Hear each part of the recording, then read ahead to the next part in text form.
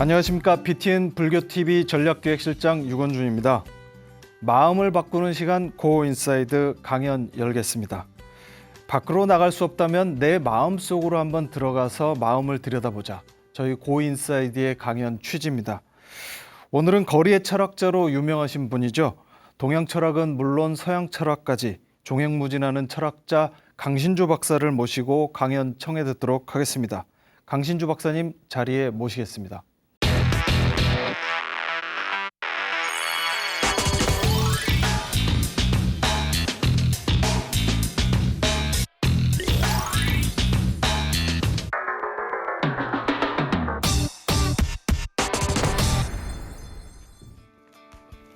안녕하셨어요?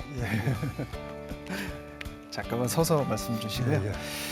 강신주 박사님, 그 동양 철학은 물론 서양 철학까지 종횡무진하시는 대중 철학자로 널리 알려져 계시죠. 근데 선생님, 저희가 예고 영상을 올리고 난 다음에 혹시 왜 이렇게 살이 많이 빠지셨냐? 건강에 문제가 있으신 거 아니냐? 이런 말씀 질문하신 분들이 많으셨어요. 어떠셨습니까? 뭐죠, 살 내리는 게 좋은 상태가 아니니까. 그런데 이제 지금까지 너무 이제 과로를 좀 많이 한 것 같아요. 글 쓰면서 몸이 한번 이렇게 살이 한번 확 내리더라고요. 요새 이제 회복기라서 괜찮고 이제 조심하면서 살아야 되겠다. 뭐 이런 배움 같은 거 좀 얻었죠. 그 제가 옆에서도 여쭤봤는데 건강에 큰 문제가 없으시고요. 지금 이제 회복 그 책 집필 때문에 이제 조금 건강이 상하셨다가 지금 회복 중이시니까 많이들 걱정 안 하셔도 될 것 같습니다. 지금부터 그 코로나 시대의 철학적 전환을 주제로 강신주 박사님의 강연을 청해 듣도록 하겠습니다. 앉으십시오.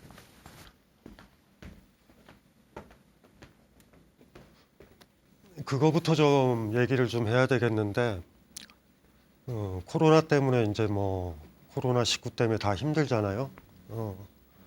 근데 사실 이게 누구 탓일까라는 이런 생각들을 해봐요. 크게. 우리가 지금 당장 피해를 보고 있으니까 뭐 그냥 막 우리는 일방적으로 당한 것 같은데, 실질적으로 18세기, 19세기 자본주의 발달하면서 막 그 유럽 중심으로 전 지구를 다 돌아다녔잖아요. 가장 대표적인 게 아마 미국일 텐데, 미국에 유럽인들이 가니까 유럽인들은 괜찮아요. 적응이 돼서 몸이. 그런데 인디언 거기 토착민들한테는 그 유럽인이 가지고 갔던 바이러스에 적응이 안 된 거죠. 그러니까 인디언들이 한번 다 죽죠. 거꾸로도 있었어요. 그러니까 유럽인들이 가가지고 인디언들은 적응이 됐었던 것. 그것이 유럽인들한테 가가지고 백인들이 사라진 것. 유럽인들은 적응이 된 바이러스가 그 남아메리카 원주민들한테는 그냥 치명적이게 된 거죠. 속도가 느리게 됐었다라고 그러면, 그래서 우리 몸이라는 건 상당히 느리게 움직여야 된다는 거를 알게 됐다면, 그러니까 대가는 우리가 너무 빠른 거예요. 어느 지역을 가든 뭐를 하든 너무 빨라졌어요, 지금. 그리고 그걸 경쟁으로 미화하고. 그래서 어떻게 돌아본다면 그렇게 빨리 했었던 그것이 우리를 뭐라 그러나 힘들게 한 모습으로 우리한테 이제 다가온 거죠. 어쩌면은. 그래서 마치 바이러스들이 코로나19가 우리한테 막 달려온 것 같은 그런 느낌인데, 그게 아니라 우리 인류 전체가 자본주의화되고 속도가 빨라지면서 그쪽으로 쭉 가게 된 거죠. 막 그런 게 천천히만 했었으면 문제가 없었다라는 거. 그래서 과연 속도가 빨라지는 게 좋은 건가? 왜냐하면 유행도 그렇지만 우리 지금 현재의 문명은 너무 속도가 빨라요. 우리가 감당하지 못할 만큼. 그래서 이런 속도를 만들어낸 게 누구냐라면은 우리죠. 바이러스라든가 우리 생명체들 간에 천천히 적응할 수 있는 시간이 필요한데, 그것들을 우리가 너무 많이 자연계라든가 다른 문명이라든가 이질적인 풍토에 너무 빨리 접근한 거, 그게 피드백이 이제 우리한테 오는 거죠. 그래서 사실은 근본적으로 이런 문제를 앞으로 후손들이 겪으면 안 되니까 우리가 고민해야 될 거는 어떻게 하면 우리 몸이 충분히 적응하고 겪고 이 시간을 우리가 확보할 건가. 근데 저는 조금 이거에 대해서 회의적이에요. 경쟁하잖아요, 자본주의는. 물건도 빨리 만들어야 되고 막 상품도 순환이 돼야 되고 이러니까. 그래서 어쨌든지 간에 가급적 우리 몸에 어울리는 어쨌든 변화의 속도들이 우리한테 필요하다, 이런 거. 천천히 이렇게 움직여 가서 몸이 적응될 수 있는 시간들. 아마 제가 봤을 때는 이 코로나19와 관련돼서 우리가 배워야 될 건 그런 것 같아요. 오버하지 말자. 너무 많이 속도가 빠르면 안 되겠다라는 거. 오늘 그래서 어떤 걸로 강연을 해볼까라고 고민을 하다가 고통이라는 문제에 대해서 조금 좀 생각을 해보자. 불교랑도 관련이 있는 건데 사실은 뭐 인간을 반성하는 것, 숙고하는 거의 문제인데 뭐 그 철학이니 뭐 그런 게 어디 있겠어요. 근데 이 고라는 것들을 잘 몰라서 생기는 문제가 많이 벌어지더라고요. 불교에서 이제 삼법인이라고 그래서 세 가지 일종의 진리죠. 그 중에 제일 처음이 이제 중요한 게 뭐 일체계고라고 그래서 모든 게 고다, 고통이다. 한자로도 뭐 익숙한 글자죠. 근데 이제 사람들이요 그냥 넘어가요. 그냥 그러니까 뭐 고통스러운가 보다라고 이렇게 생각을 하는데 그게 중요한 게 아니라 그 세 가지 가르침 중에 세 가지 가르침 삼법인 중에 하나라도 이해를 하게 되면, 그러니까 온몸으로 이해를 하게 되면, 그러니까 머리로 말고 그러니까 삶으로 그거를 이해를 하게 되면 사실 그걸 이해하는 순간 그렇게 이제 산사에 가면 스님들이 얘기했던 성불하십시오라고 했던 그 말처럼 자기가 이제 부처가 된 거니까, 그러니까 모든 게 진짜 고통으로 다가와야 된다라는 거거든요. 이 고에 대해서 좀 얘기를 해봤으면 좋겠어요. 왜냐하면 제가 많은 사람들을 만나보면 하나의 특징이 있는데 행복이 먼저고 행복하려고 자기가 태어났다라고 믿는 사람이 많고 행복이 먼저고 그 행복하지 못하면 고통이다 이렇게 생각하는 사람들이 많아요. 완전히 잘못된 생각이거든요. 그러니까 오늘 이 강연 들으시고 그냥 잘 느낌이 안 오시면 그냥 당분간 느낌 올 때까지 외워두셔야 될 게 뭐냐면 고통이라는 게 일단은 먼저고요. 1차적이고 행복이라는 건 그 고통이 완화되면 일순간 행복이 찾아오는 거거든요. 이걸 행복이라고 부른다라는 걸 안 까먹어야 돼요. 왜 제가 이거를 강조하는지 다시 한번 이제 얘기를 드리면 저는 이 얘기를 너무 좋아하는데 여기 제가 다리를 이렇게 꼬집잖아요. 이렇게. 아프죠? 이건 제가 살아있으니까 아픈 거예요. 이게 예를 들면은 인공 보조물이라든가 아니면 제가 여기 다리가 마비가 됐다든가 산에 올라가서 동상이 걸려가지고 여기가 얼어버렸어요. 여기가 여기가 완전히 이제 혈액이 여기 지나가지도 않는 거죠. 이러면 이건 죽은 거란 말이에요. 고통을 느낀다라는 거는요, 살아있음의 징표예요. 애기들이 태어나서 왜 바로 우는지도 알아야 되고, 친구가, 어머니가, 아버지가, 동료가 쓰러질 때 우리가 제일 먼저 하는 거는 그 사람 꼬집어 본다고. 아픔을 느끼면 그 사람 죽은 게 아니거든요. 이 다리 하나도 제가 이렇게 때려서 이거 안 아프면 이게 제 다리겠어요? 이게 아니지요. 이게 마비됐거나 이건 제 다리가 아닌 거예요. 이게. 그래서 고통을 느낀다라는 건 살아있다라는 자각 같은 거예요. 출발은 여기서부터 시작하는 거죠. 근데 여기 부분 제가 때려요. 아파. 이 정도 속도. 그러면 그 다음에 때릴 때 내가 아픔을 느끼면 이렇게 때리겠죠. 예. 그리고 안 때리겠죠. 그게 행복이에요. 나에 대해서도 그런데 진짜 중요한 건 시타르타가 얘기했던 그 일체계고의 가르침에서 진짜 중요했던 건 똑같이 어떤 사람의 고통이 느껴지면 그 사람을 함부로 우리가 공격하지 못한다고요. 내 다리처럼 느껴지는 거예요, 지금. 어떤 사람 목을 졸라가지고 내가 그 사람을 죽이려고 한다고 합시다. 내 손에 그 사람의 고통이 느껴지면 손에 힘이 갈 수가 없어요, 우리는. 시타르타가 자비를 얘기했었을 때 모든 것들이 고통이다라는 건 도저한 인식이죠. 일체라는 말은 모든 다르마들인데 그 모든 것들이 다 고통으로 다가왔을 때 어떻게 그거에 우리가 잔인할 수가 있겠어요? 잔인하지 못하지. 지금 우리한테 가장 필요한 것, 2000여 년 전의 지혜이기도 하지만 지금까지도 통용되고 이걸 잘 몰라요. 고통이 느껴져야 된다. 나의 불교에서 원효 스님께서 항상 하셨던 거 아니죠. 대승불교에서 하는 말, 자리 이타라는 말이 있어요. 스스로를 이롭게 하고 타인을 이롭게 한다. 근데 그 이롭게 한다라는 게 뭐 서양식의 용어로서 뭐 이기주의 이런 거랑은 상관없어요. 예? 고통을 완화시킨다라는 거예요. 자리, 그렇죠? 뭐 거기 많을 게 있어요. 나의 고통을 심하게 만드는 모든 것들 있죠. 그것들은 완화를 시켜야 되죠, 무조건. 이타도 마찬가지죠. 타인에게 고통이 느껴지게 되면 그 사람의 고통을 완화시켜주는 게 이타란 말이에요. 그러니까 이제 뭐 서양에서 이기주의라는 단어, 그러니까 뭐 에고이즘 뭐 이런 것들의 단어가 뜨르르르 내려오다 보니까 한자로 하다 보니까 옛날에 불교 가르친다 한자로 이익이라는 단어를 쓰니까 그래서 헷갈리는데 자리 이타의 바닥에는 바로 그게 있죠. 모든 것들이 거기서부터 출발하는 거야. 이 세상은 모든 고통이다라는 얘기는 이 세상 모든 것들은 살아있다라는 얘기예요. 어렸을 때부터 우리가 살아가면서 타인의 고통을 느끼게 해줘야 되죠. 느끼게 하면 나머지는 모두 다 나아요. 아, 죽을 때까지 우리는 살아있다는 건 고통이구나.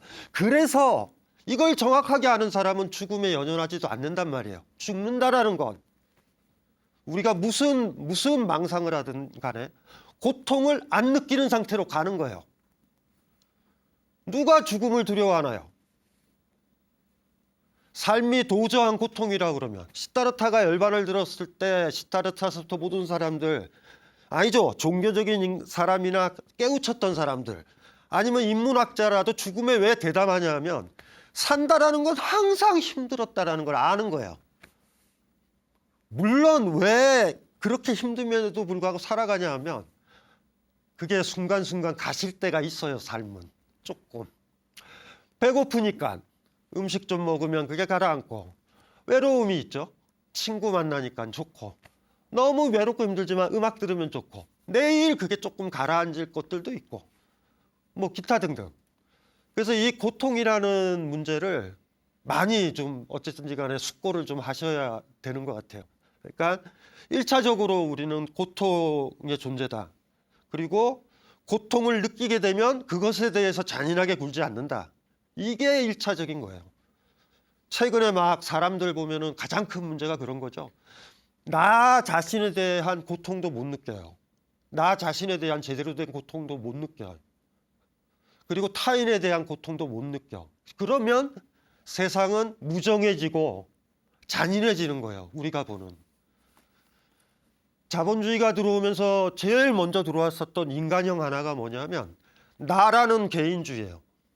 이게 뭐냐 하면은 어떤 거냐 하면 저는 이거를 뭐라고 얘기하냐면은 이제 고통이라는 감수성이 좀 협소해졌다고 할까?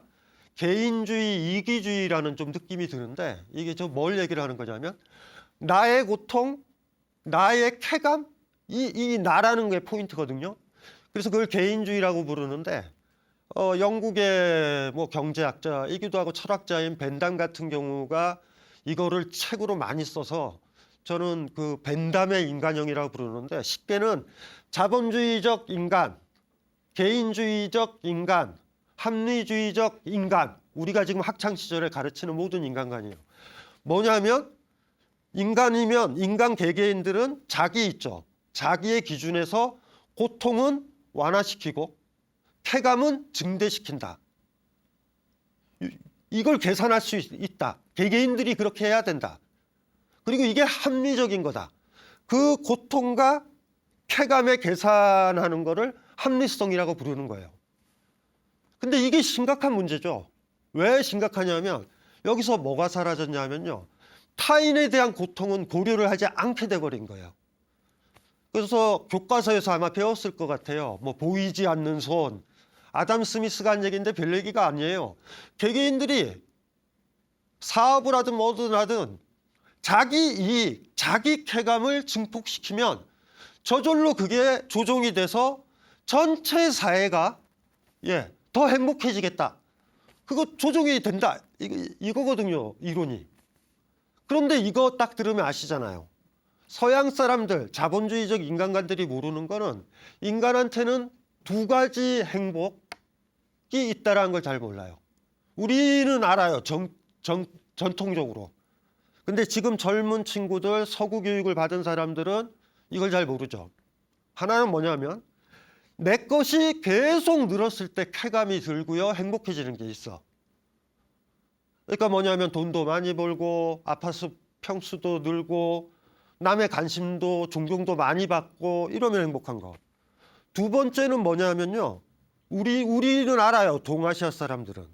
내게 줄어들 때 쾌감을 느낀다. 여러분도 느껴보셨나요? 예를 들면 이거는 사랑하는 사람이 있을 때만 가능한 거예요. 엄마가 애랑 같이 있는데 음식이 적어요. 예. 아이를 혼자 키운다고. 그날 음식이 적었어요.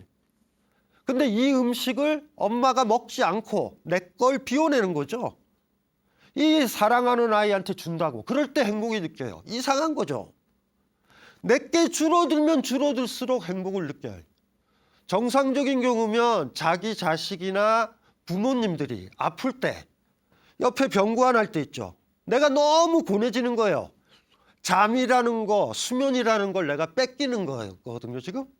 그런데도 중간에 살짝만 줘라도 미안해요. 내가 더 못 줘서, 더 못 자서. 요 두 번째 거를 몰라요. 늘어날수록 행복하다. 요것만 가리키는 게 18세기, 19세기 코로나와도 관련되어 있고 우리 인간들이 나만 생각하는 그런 강력한 개인주의를 만들었던 그런 것들, 그런 것들이 주는 행복이에요. 늘수록. 후자는 뭐냐면 사랑하는 사람이 있어서 내 거를 그 사람한테 줄 수 있을 때 내가 행복해지는 거죠. 이 두 가지 행복이 있어요. 저한테 아까 제가 비유를 드렸죠. 이것만 기억을 하시면 될 것 같아.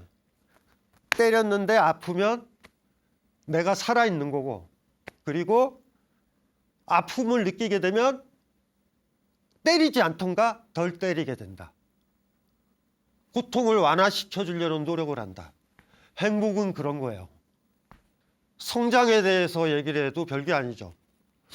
꼬맹이들 있죠. 꼬맹이들은요, 지 힘든 것만 알아. 그러면 꼬맹이에요. 60을 먹어도 지 힘든 것만 알면 꼬맹이에요. 그런데 꼬맹이가 언제 다 컸고 어른이 됐다라고 여러분이 판단을 내려야 되냐면, 꼬맹이가 학교 갔다가 딱 와서 엄마가 아픈 거를 알고 엄마의 고통이 느껴지면서 아니 엄마가 밥도 안 해줘 이런 게 아니라 엄마 움직이면 더 힘드시니까 혼자 가서 라면을 끓인다. 9살짜리가 10살짜리가 다 큰 거예요. 무슨 말인지 아시겠죠? 엄마의 고통이 느껴지는 거예요. 그냥. 반면 50 먹은 남편이 있는데 집에 돌아와가지고 아내가 집에서 하는 게 뭐야 이래버려서 주방으로 내몰 수 있잖아. 50을 먹어도 어른 아니에요. 이 남편이 아내를 사랑하는가? 아내의 힘듦이 느껴지지 않는데? 그러면 잔인하게 군단 말이에요. 그렇게. 그러니까 이거를 바로미터로 좀 생각을 좀 많이 해주셨으면 좋겠어요. 이게 일체계고라고 그랬거든요.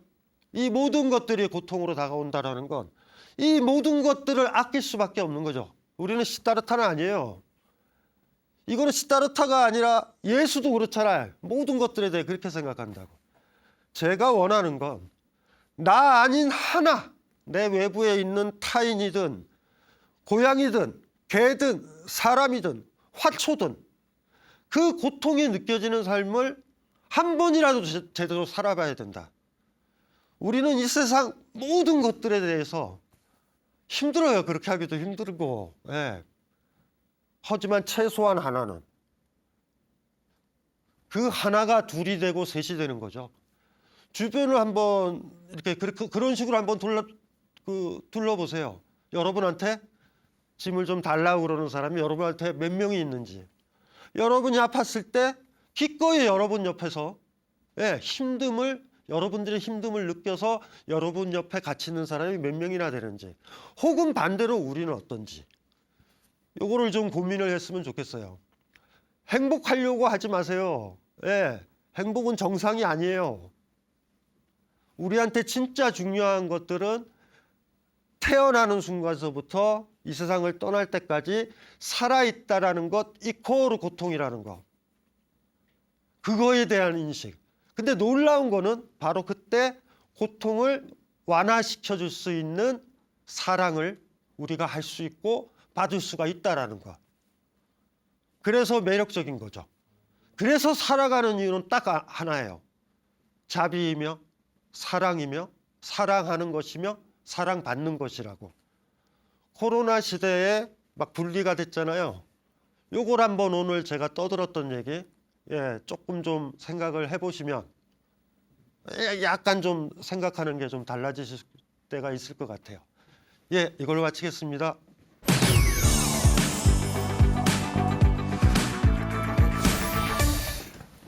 제가 밖에서 강연을 쭉 들으면서 이기에서 이타로, 그리고 경쟁에서 연대로, 그리고 효율성보다는 사랑과 공감으로, 이렇게 우리가 좀 뭔가 철학적인 전환을 해야 된다, 이런 말씀으로 들었는데 맞습니까? 맞는데 단서가 하나 있어요. 네. 효율을 생각할 때는 순간적인 이득을 생각한다고요. 네, 네. 순간적 이득. 네, 네. 길게 긴 이득이 있죠. 네, 네. 삶에서 이렇게 뭐예요, 한 70, 80, 100살 살았을 때 긴 이득은요, 무조건 사랑 쪽이에요. 네. 그게 더 큰 이익이에요. 근데 왜 힘드냐면 순간에 너무 힘들어요. 막 병구안 하는 것도 힘들고 힘든 거야, 막 순간에. 내 밥 줄여주니까. 네. 그러니까 보통 자본주의가 매력적인 거는요, 왜 우리를 유혹하냐면 순간의 힘듦을 벗어나는 방법, 순간이 편하면 된다라고 가르쳐 주는 거예요, 우리한테. 근데 우리가 그래서 쉽게 넘어가죠. 그런데 길게 봤을 때 아이한테 사랑을 가르쳐 줘야 되겠다, 이렇게 느낀다라면 이득을 가르쳐 주면 안 되죠. 그건 힘든 길이지만, 근데 그 아이는 시간이 지나면은 자기가 사랑받았다는 걸 알았을 때 그게 나중에도 보면 결과적으로 아이한테는 순간적 이득의 기법을 가르쳐 준 것보다 훨씬 낫죠. 주식시장에서도 단타보다는 장기 투자를 하라고 하는데 인생에 있어서의 장기 투자는 사랑과 아낌, 이런 것이다, 이런 말씀인 것 같습니다. 아니, 극단적으로요, 이런 거 잘 아셔야 되는데, 아이가 공부를 잘하잖아요. 그러니까 내가 농담삼아 그래. 애를 둘을 낳아서 한 명은 공부를 잘하게 키우고 한 명은 못하게 키워야 된다. 이 못하게 키우는 아이가 부모가 나이 들었을 때 돌볼 가능성이 많아. 공부 잘하는 아이는요, 기브 앤 테이크라고 생각해요. 자본주의 논리대로. 엄마가 투자한 만큼 난 서울대 갔고 명문대 갔고 변호사 됐고 의사 됐어, 이렇게 생각한다고. 주고받는 거죠.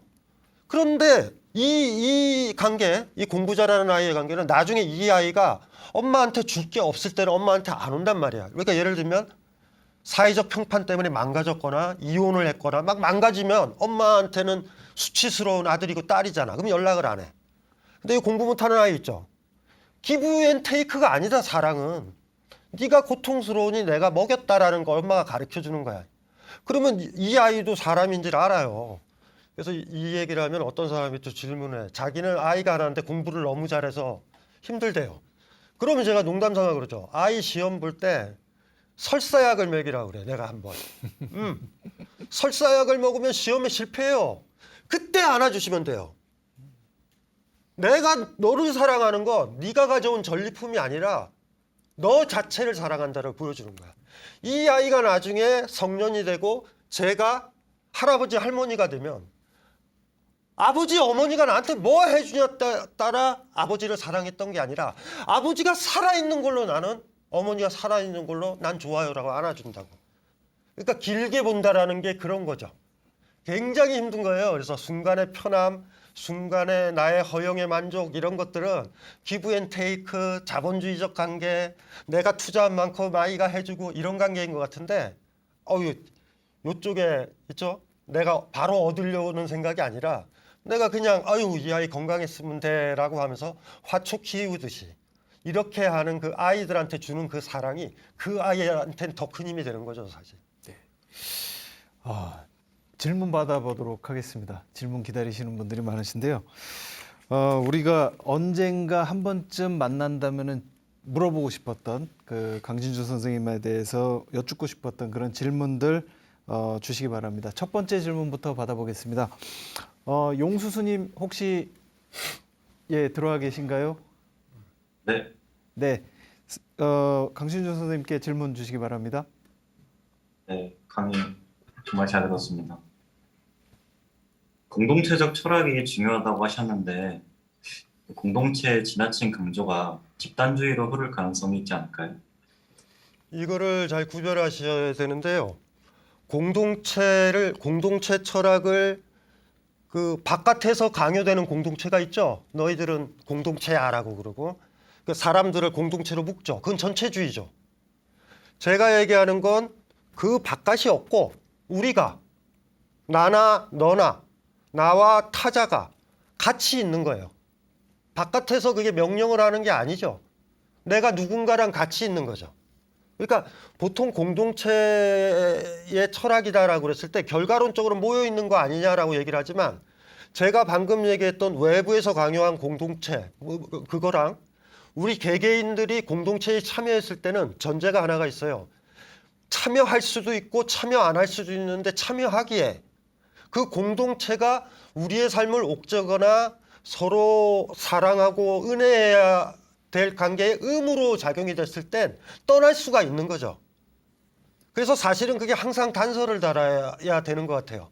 뭐 나치의 경우나 막 군사 독재 시절이나 막 이럴 때 보면 뭉쳐야 돼! 막 이러고 거기 나가면 죽이려고 그러고. 근데 여기서는 공동체를 만드는 것도 우리고 그 공동체가 우리 삶을 너무나 옥죄게 변질되는 경우 그 공동체를 떠나서 그렇게 변질되지 않는 공동체를 다시 또 도모할 수 있는 것. 그런 공동체를 지향한다 그러면 아무 문제는 없죠. 그러니까 스님께서 걱정하는 거는 그런 거죠. 막 이게 강요처럼 다가올 때가 있어요, 이게. 예. 공동체 철학을 지향하는 사람이 있다면 그 바닥엔 개인이 공동체에 참여할 수도 있고 참여하지 않을 수도 있는 권리를 부단히 유지하는 경우죠. 만약에 이게 없다라고 그러면 진짜 집단주의가 되고 위험하고 사람들 외롭다고 뭐 서로 아끼면서 살아야 된다라고 하지만 그게 의무고 강요가 되면서 진짜 사랑이 진짜 저주받게 싫어지게 만드는 거죠. 그러니까 그것만 좀 생각하시면 될 것 같아요. 예. 역시 뭐 워낙에 달변가시라서 이 공동체 철학이 어떤 집단주의로 흐르지 않을 수 있는 그런 배경에 대해서도 설명을 해주셨습니다. 두 번째 질문도 한번 받아보도록 하겠습니다. 김두희 선생님, 네. 네 지금, 질문해 주시기 바랍니다. 지금 선생님 강의 지금 빠져가지고 듣고 있었는데요. 네. 동양적인 관점에서 생각을 해보면 가끔씩 보면 철학과 종교가 좀 경계가 모호한 경우가 있는데요.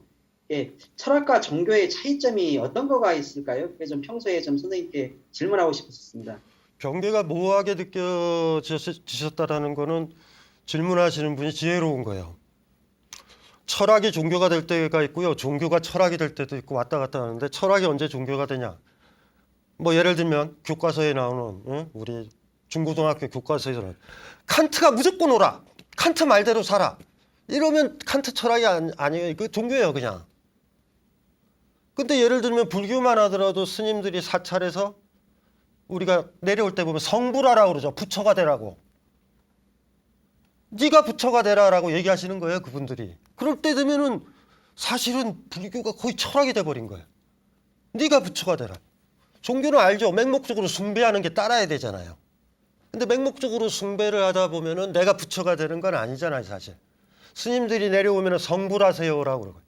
최초로 자기 자신의 삶을 제대로 깨우쳤던 분이 시다르타고 모든 부처들 그거 있는 뭐 미륵불마저도 인도에 있는 한 인간이잖아요. 마이트레야.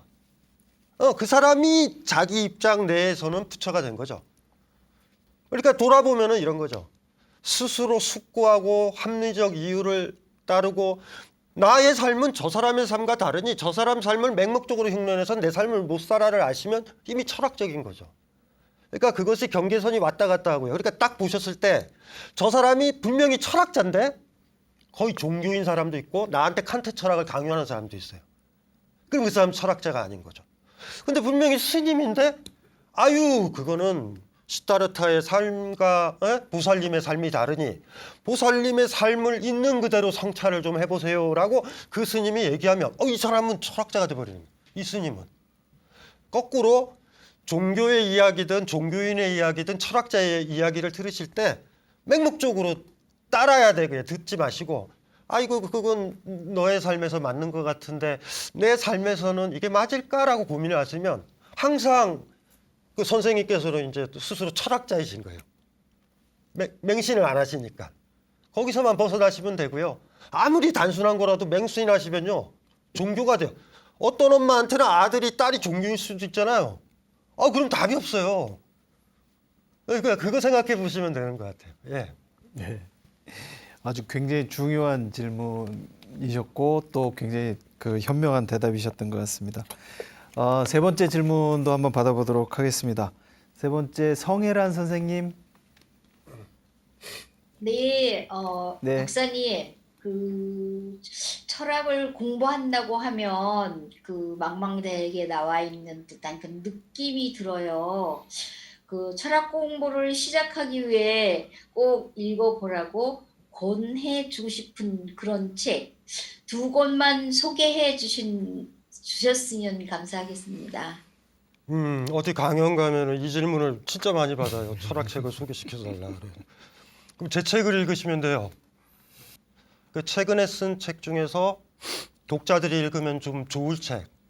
왜 굳이 두 권이라고 얘기를 하시는지 모르지만 작년에 했었던 책인데요. 한 공기의 사랑. 밥 한 공기 아시죠? 밥 한 공기. 한 공기의 사랑, 아낌의 인문학이라는 책을 제가 쓴 적이 있어요.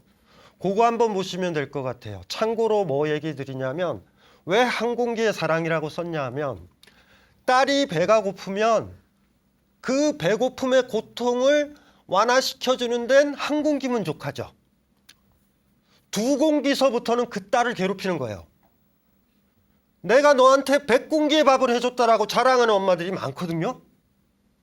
그 아이가 그거 먹느라고 죽을 뻔한 거라고. 남편에 대한 사랑도 동물에 대한 사랑도 그 옆에 계속 붙어서. 왜냐하면 우리 존재 자체가 한가만일 수도 있어요. 우리는 시간으로 따지면 내가 사랑하는 사람과 짧게 있어야 돼요. 한 공기 정도만 있어주면 돼. 그래서 주말 부부가 금술이 좋은 거예요. 적게 만나니까 안 물리니까. 그래서 잘 생각을 해보면은 나는 너한테 평생 헌신했다 이 얘기도 하시면 안 돼요. 남편한테, 아내한테, 엄마한테, 아버지한테 한 공기의 밥만 돼서 애가 배부르면 빠져나오셔서 각자가 하고 싶은 삶을 살아도 됐었어. 근데 그런 삶을 못 사니까 나는 너한테 헌신했고 남편한테 헌신했고 가족한테 헌신했고 이래요. 그래서 책을 이렇게 완성을 한 다음에 한 공기의 사랑이란 말이 너무 좋은 거야.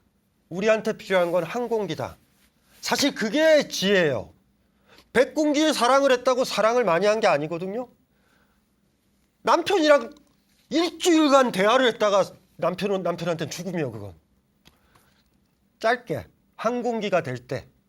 그러니까 그 책 한번 읽어보시면 될 것 같아요. 예. 네. 깨알 같은 홍보였습니다. 또 질문 받아보도록 하겠습니다.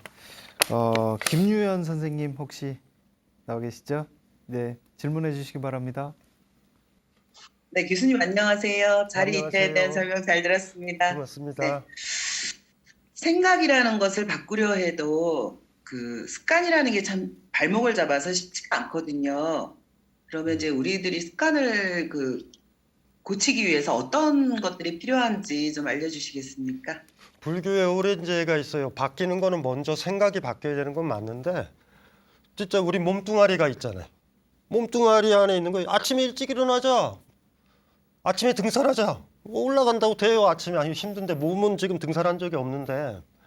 근데 옛날에 그 스님들이 많이 했던 말들이 있어요. 해가 떴다고 그래서 겨우내 내렸던 눈이 한꺼번에 녹는 일은 없다. 예. 해가 뜨고 또 뜨고 내일 뜨고 그러면은 신압으로 녹아요. 거기서부터 출발하는 거고요.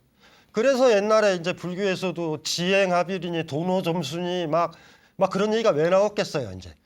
그런데 중요한 거는 머릿속에 태양을 띄워놓는 거예요. 이렇게. 이 오른 거. 이게 명료하면요. 이기게 돼요. 이기게 돼서 아유 내가 몸이 약하니 매일 등산을 가야지. 우리 몸이 변화하려면 제 경험상 많은 사람들이 얘기하자면 6개월 이상은 그걸 지속해야 되거든요. 그러면 머릿속에 띄우는 거예요. 산에 가야지 몸이 좋아지고 내 지병도 고칠 거야 라고 생각을 했던 사람이 있다면 내일 가요. 굉장히 힘들죠. 그렇다고 또 좌절하면 안 되지. 태양이 한번 팡 뜬 건데 어떻게 눈이 다 녹아. 그러면 또 띄우는 거죠. 그러면 조금씩 놓다가 3개월 지나면 또 많이 녹고 6개월 지나면 씻은 듯이 사라져요.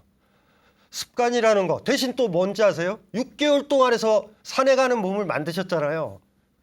몇 개월 동안 산에 안 가도 그 몸이 또 유지가 돼요. 더디게. 몸이라는 거는요. 더디지만 나쁜 것도 더디지만 좋은 것도 더뎌요. 우리 마음은 그 점에 있어서 너무 순간적이에요. 막 무슨 말인지 아시겠죠? 건강해지면 산에 가야지. 그러면 막상 힘들고.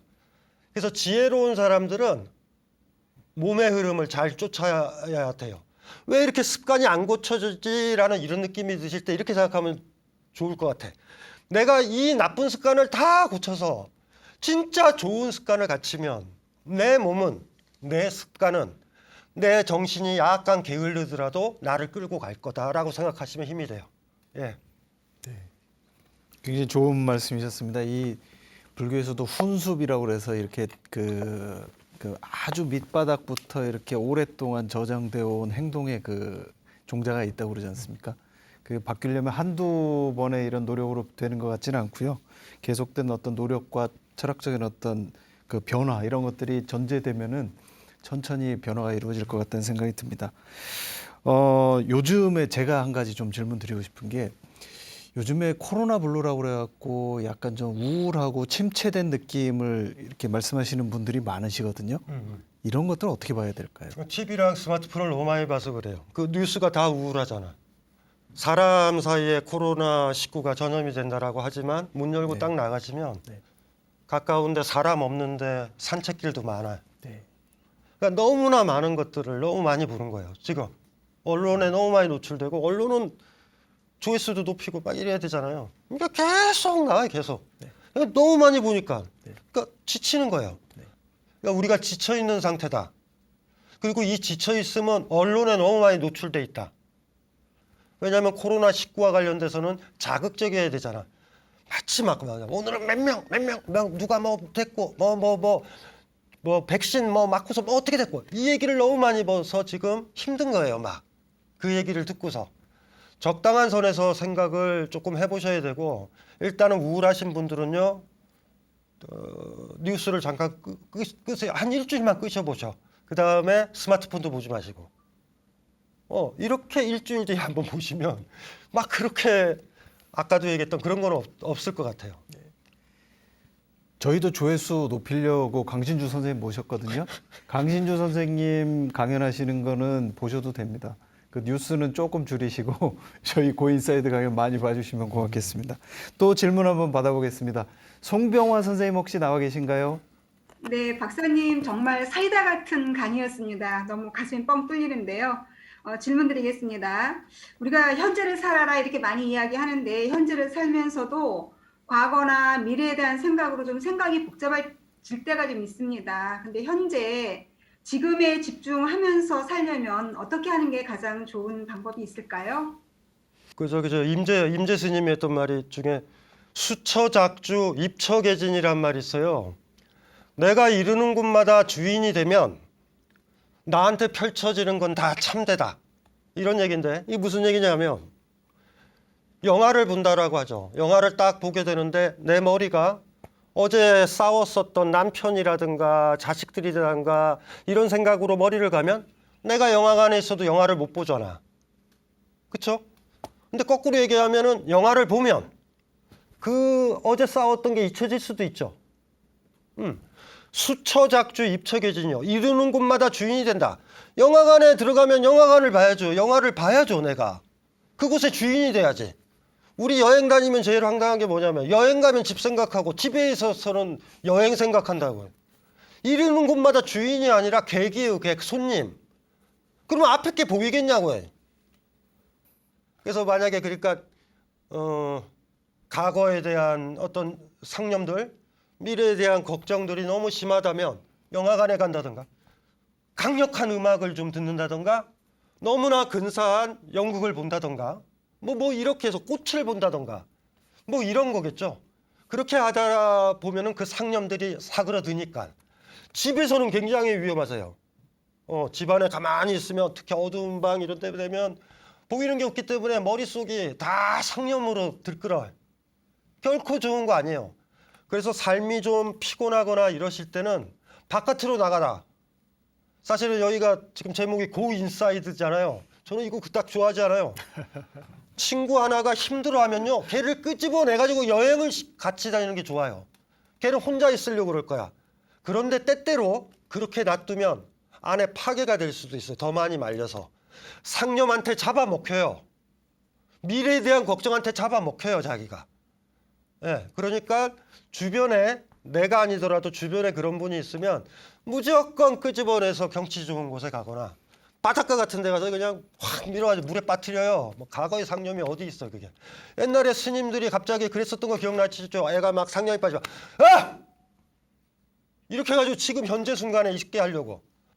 현재에 있게 하는 거 그 방법을 선택하시는 게 제일 좋은 것 같아요. 예. 저희도 올해까지만 고인사이드 하고 내년부터는 고아웃사이드 해보겠습니다. 예, 지금까지 박사님 강연하고 질문 응답까지 진행을 했고요. 오늘 이렇게 줌으로다가 여러분들 질문하시고 또 강연까지 하셨는데 어떠셨습니까? 질문을 하셨던 분들은 여기서 보면 화면이 커져서 얼굴을 제가 볼 수 있어요. 네. 근데 질문을 못 하시거나 하시기도 좀 뭐하거나 이래서 작은 화면에 제가 보이거든요. 그분들과는 제가 같이 있었는지 잘 모르겠어요. 그래가지고 이게 저 아니더라도 이 줌으로 뭘 참여를 하시잖아요. 그 강연한 사람한테 질문을 하셔가지고 여러분의 얼굴이 어떻게 이제 그 강연자와 서로 교환 이렇게 뭐라 그러냐 교감이 되는지를 보여주셔야 될 것 같아. 질문하셨던 분들은 제가 그 눈빛이랑 반응들을 가지고 갈 수 있는데 너무 적게 계셔가지고 그분들은 제 기억에 안 남을 것 같아. 그래서 나중에는 어쨌든지 간에 그럴 기회를 자비롭게 강연하는 사람한테 주셔야 된다. 예, 그거 부탁드려요. 예. 저희가 나중에 유튜브로 크게 확대해서 보여드리도록 하겠습니다. 그러니까 여기 질문 안 하신 분 얼굴들이 어떠했는지 제가 몰라서 네. 그게 좀 마음이 좀 그래요. 예. 네.